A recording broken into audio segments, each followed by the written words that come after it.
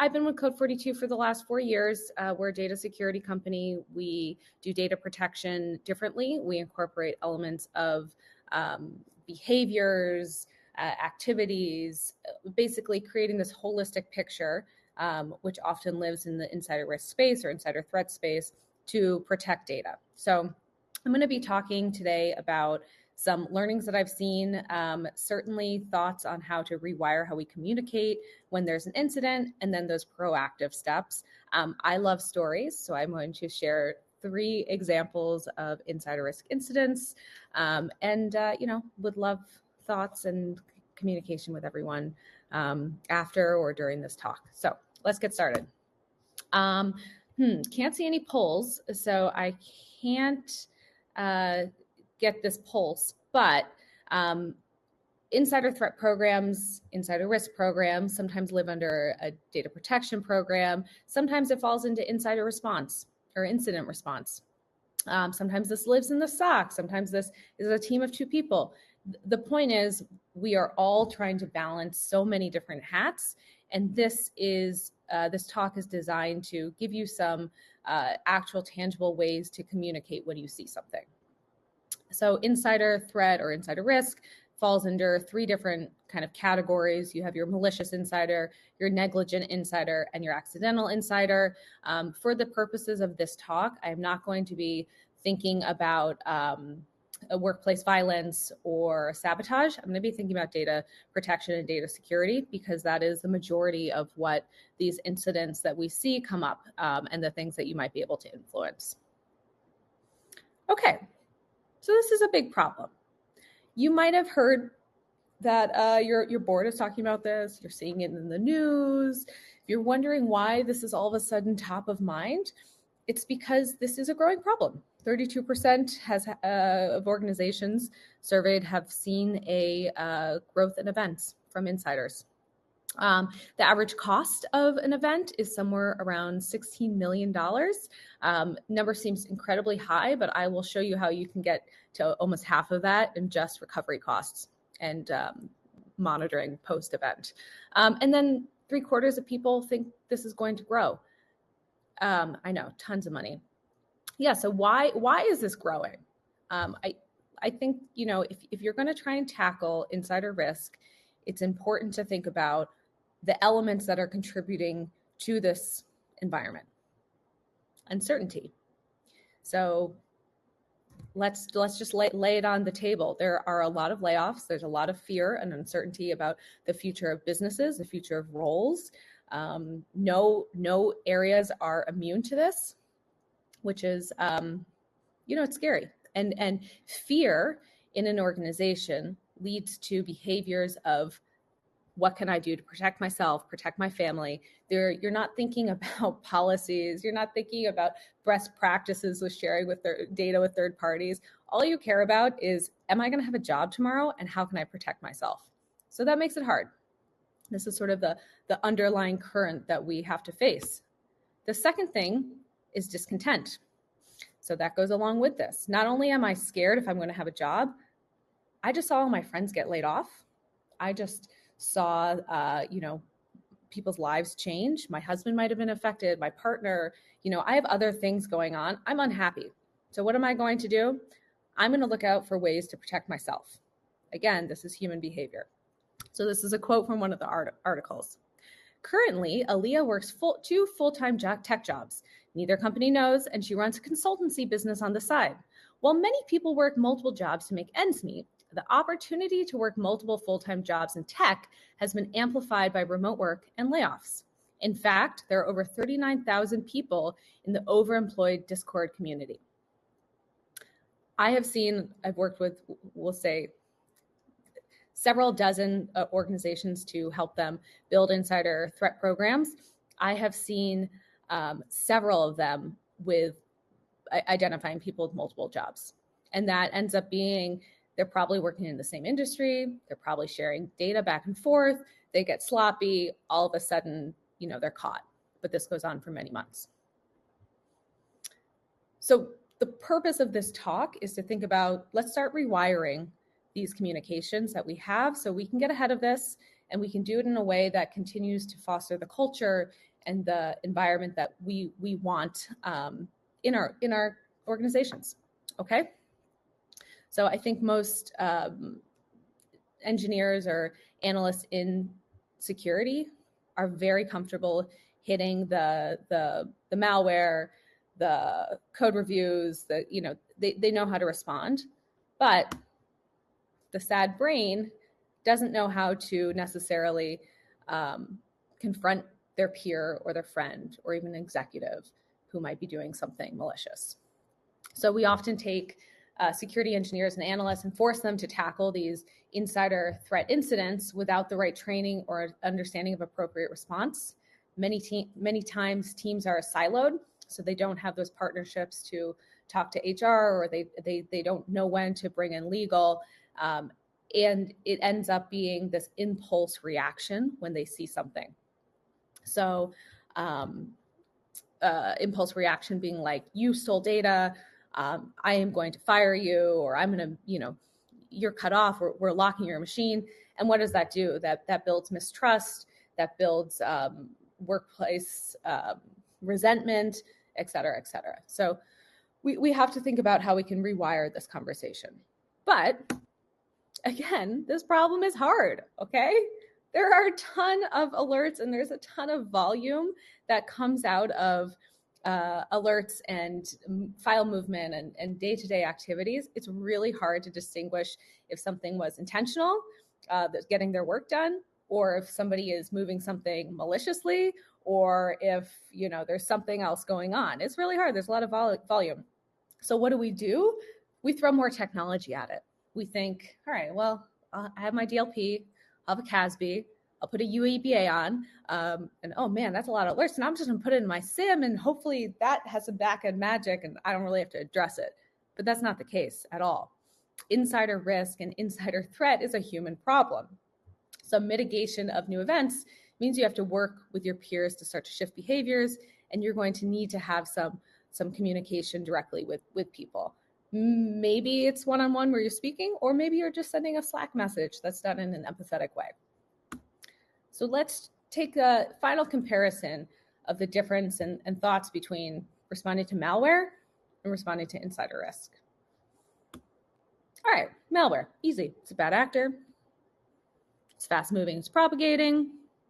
You can isolate, disconnect, and quarantine. You know what to do, right? You interrogate what happened. Security can handle the response. No one else needs to know. It's never accidental. Education is useless. And you can get fired for not reacting. Oh, and there's no hesitation for legal issues. And you have years of expertise. Now let's take insider risk. It's a colleague. How about having a conversation with your CFO? Hey, I saw you do X, Y, and Z. Was that intentional? That's uncomfortable. It's contained. It doesn't spread, usually. You need to investigate and understand what happened before you can take action. You need to question the behavior, question the intent, question. You often need HR or maybe legal to get involved.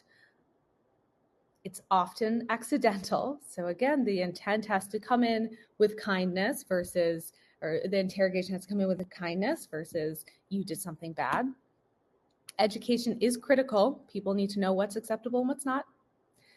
And you can get fired for overreacting, which I have seen. You have no idea what the legal issues are. You think you have years of expertise. So again, this is not your typical security challenge that you're being faced with, where you know how to respond, you have the playbooks, you have everything already ready to go. You've maybe done some threat modeling or tabletop exercise. You're okay. With insider risk, there's a nuanced and delicate balance around detection and response and future prevention, which I would say is why it's a plug for people who maybe want to get involved in security but aren't technical or have no interest in coding. If you are a people person or you can understand the psychology and human behavior, the insider risk space or behavior engineering, I've heard that term, is a really great opportunity for somebody to get their feet wet and grow in this space. Okay, so let's talk about some stories. because it's always good to ground in, what's interesting. 3 stories. We have our non-malicious user, we have our departing employee, and we have an actual spy, which is very rare. All of these are public, so sorry to any of the organizations who might be here. Okay, this is a standard case. Somebody's trying to get their job done. So it's seemingly harmless. Let's see what happens. Okay, this is Bob. Bob is really frustrated. He is working on a spreadsheet. He hates spreadsheets. He doesn't know how to modify some of the columns. He says, you know what? My wife is really good at this. I'm going to send it to her. So he emails the spreadsheet to her. No big deal. She starts manipulating the document, realizes that, oops, the spreadsheet contained 36,000 of his coworkers' PII, personal identifiable information. So what does Boeing do? They recover the document. They make sure that it didn't leave the 2 devices. Everything is quarantined and clean. Okay. But they now have to offer credit monitoring for 2 years to 36,000 of their employees. Credit monitoring costs about $100 a person. So that ends up being $7.2 million of a cost just to Boeing that they're offering out for their employees. That does not consider the investigation period or the write-up period or any of the time and costs of the security team and legal team who had to respond. Okay, let's talk about departing employees for Pfizer. Now, departing employees, if you're going to start a program or you're going to think about a program, are the number one place to begin, because we know departing employees take data when they leave. I think the stat is something like 67%. So high likelihood that somebody's taking data. All right, so this was last year. Pfizer had 2 employees say, hey, I'm leaving. Thank you so much. Thank you for your time. Everyone departed on good terms. Turns out that their intent was to start their own company with, lo and behold, the data and the research and the highly sensitive information around a new diabetes drug. And they started their company and they're chugging along and no one's any of the wiser until the lawsuit happens. And so this is still in court. They're still trying to figure it out. But the point is, you could have mitigated this or reduced the likelihood of this even happening if you had some controls in place around departing employees. So thoughts. Okay, and then this one is juicy. It doesn't happen very often, but there's a case where between Pegasystems and Appian, where Pegasystems CEO had a vendetta against Appian. He said, I want to bring them down. So let's think about how we can do that. They implemented a spy, basically. They called it a consultant. This person got hired by Appian, and yeah, they infiltrated the organization. They had got product roadmap information that they passed off. They had customer lists. They had pricing information. They had source code. They sent all of this to their competitor, who, in turn, when they were sued and caught, Pegasystems had to pay $2 billion to Appian. Pegasystems was not worth $2 billion when they began, and now they certainly do not have a reputation that anyone wants to do business with. So you can see all of these examples. There's no one way to solve this. They're all nuanced, but there are probably indicators or ways that you could think about this proactively before they would have happened. So response. I want to double click on some of the points from before on response, because this is all through a spectrum of risk, right? That's one of the most common things people are going to say. Well, what's your risk appetite? That's for the business to determine the risk, but there is some element of that, especially in thinking about your employees. So most efforts of an insider risk program should focus on the top 2 quadrants: setting your expectations and changing behaviors. So setting expectations are things like policies, how you work with third-party vendors, guidance on best practices, all of that. Like what do you expect from your employees? Are they allowed to use removable media or USBs? Can they do personal things on their computer? You have to define that, because if you don't, then your people trying to respond to behaviors aren't going to know what's really acceptable and what the business is willing to accept as a risk. The second element is changing behavior. So you can send a policy out. Who reads those? I do now, because I talk about this all the time. But most people are just going to zoom right through, or they're going to forget about it and move on from the policy. Changing behavior means consistent communication, some micro trainings, maybe pop-up reminders when something is against policy. It depends on what your culture can bear, but this does make a difference to remind people that there are guardrails in place and that we are watching, and we just want you to be secure with your data and how you react. So you can overall reduce the risk to the landscape as you start to shape behaviors and communicate. It's very basic. Again, another amazing opportunity for somebody who is not technical to add value to a security program. Security communications, I'm going to put some bets on this, is going to be a space that's going to grow in our industry. So we see challenges in insider risk programs when the expectation for organizations are not set. So if you say, and maybe somebody can put a shout out in the chat, some organizations, and I've worked with both, say we allow anything, it doesn't really matter, and then others are more locked down. Obviously, when there are binary rules, it's easier to respond, but the reality we live in, most people are doing things that are kind of a gray line. So you got to set some expectations. Administrative controls, just on the basic level, your acceptable use policy, program communication, and then the training makes a huge difference. Other kind of administrative controls, log-on banners like, hey, this is a corporate asset, continuous program communications, and then role-based training. You can have your proactive ones, like your annual ones. Yes, awesome, Beatrice. Situational or situational lessons, or just in time, that all makes a difference. And then can't underestimate or emphasize the importance of culture in this. Most people are going to agree with me when I say, the transparency is really important when you're thinking about your insider risk program and how you communicate it, because it's going to be less of a, what are you talking about, when somebody, questions an incident or, wants to get more information. Training, again, just people have short-term memory, so keep hammering what you want them to see. And then, of course, have some sort of tech in place, but that's the last place I would start. A technology suite that makes sense for your organization. All right.